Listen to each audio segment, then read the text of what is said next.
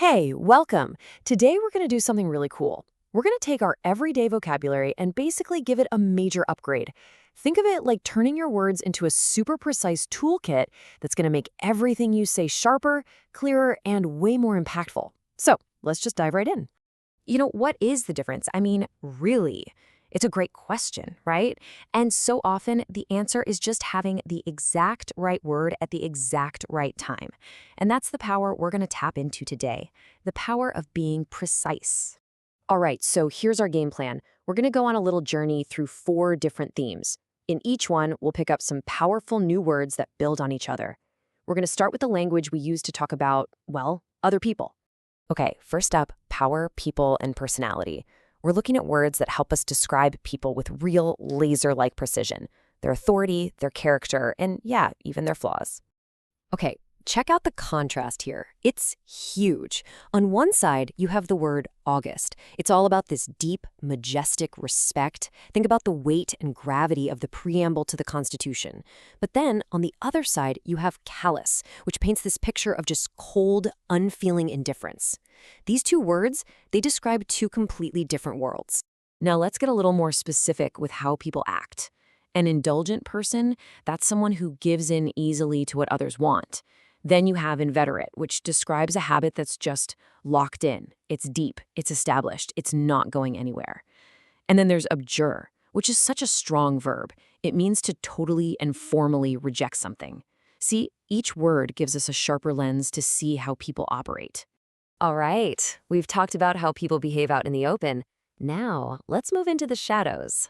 This next section is all about the things people might try to hide. We're talking secrets, regrets, and the actual character of the words we use. Clandestine. The word itself just sounds mysterious, doesn't it? It means secret, concealed, maybe a little underhanded. And the classic example is perfect, the clandestine wedding of Romeo and Juliet. It was done in secret, hidden away, which perfectly captures that sense of drama and concealment. So let's talk about the word compunction. It basically means a feeling of regret or remorse. That little voice inside that says, maybe don't do that. So to act without compunction, as this historical example shows, means to move forward with absolutely no guilt, no moral hesitation at all. It's the absence of that feeling that defines the word. It's not just people who have character. Our words do too. An argument can be acrid, which means it's bitter and harsh, or a point can be trenchant, sharp, clear, cutting right to the heart of the matter. On the flip side, a comment could just be a platitude, one of those tired old phrases that has lost all its meaning. So language can be sharp, bitter, or just plain dull. Okay, let's just take a quick pause here. Out of all the words we've covered, which one is jumping out at you? Which one could you actually see yourself using tomorrow to make a point a little more clearly? Just let that sink in for a second. So we've talked about people and their words. Now we're going to shift gears and look at the world of events and ideas. Everything from huge, fiery moments to the quiet stillness of just thinking. Now, this is a word that really packs a punch. A conflagration isn't just a fire.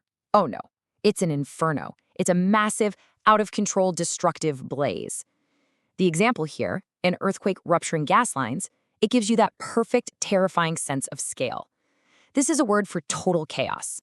Here, we've got 2 different kinds of quiet. Nocturnal is about things that are actually active during the quiet of the night, like a desert fox hunting. But quiescent is totally different. It describes a state of deep, deep rest, like a virus just lying dormant for years. So one is about the time of day, the other is about a fundamental state of being completely inactive. Okay, for the last part of this section, let's look inward. To be elated, that's more than just happy. It's being in incredibly high spirits, that pure bubbling over joy that scientists might feel when they get brand new data from a Mars mission. And then there's ruminate. That means to really chew on a thought, to think about it deeply, the way a birthday can make you kind of stop and reflect on your life. All right, for our final section, we are bringing it all home. These are the words that help us talk about ideas themselves, how they start, how they spread, and how they leave their mark on the world. I absolutely love this because it lays out the whole journey of an idea. It can start as something tangible. Real physical proof you can hold, like a fossil. From there, it can become tacit, an unspoken agreement, an approval that's just felt, never said aloud. And finally, if it's powerful enough, it leaves an indelible mark, Something permanent, something that can't be erased, like the impact a great teacher has on you. From real to unspoken to unforgettable. Pretty cool, right? And our last two words today are all about action and control. You can shape a conversation by calling something irrelevant, just dismissing it as off topic. Or you can try to quell something, like your own doubts. That means to forcibly crush it, to subdue it. So one is about pushing an idea away, and the other is about stamping it out. So here's the big takeaway. Building a powerful vocabulary isn't really about sounding smart. It's about thinking clearly and communicating with precision. One single, carefully chosen word can completely change what you're trying to say. So the only question left is, which one of these new words is going to change your next sentence?